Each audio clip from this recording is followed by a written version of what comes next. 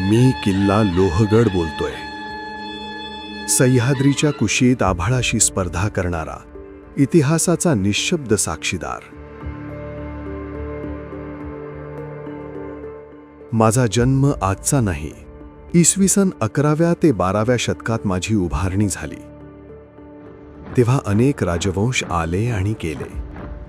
इसवी सन 1489 मध्ये बहामनी सत्ता कोसळल्यानंतर मी निजामशाहीच्या ताब्यात गेलो.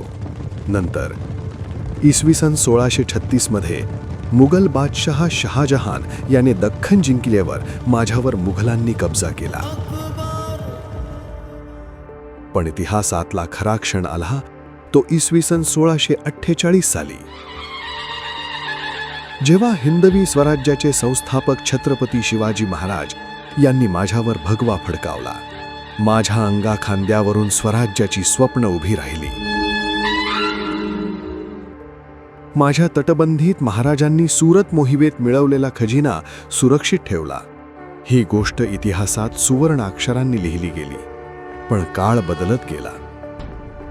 इसवी सन 1665 पुरंदरच्या तहानंतर मला मुघलांच्या ताब्यात जावं लागलं.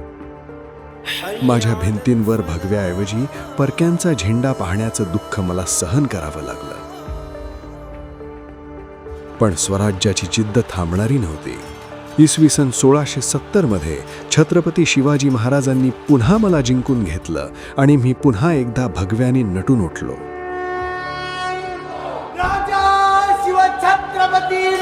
माझ्या कड्यावर उभा राहून अनेक मावळ्यांनी स्वराज्याची शपथ घेतली. माझ्या विंचूकाटा माचीवरून शत्रूवर नजर ठेवली गेली.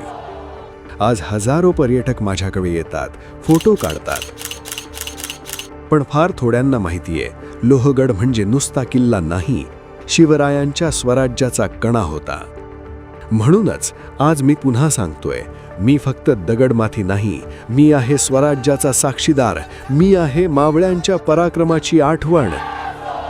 मी आहे किल्ला लोहगड.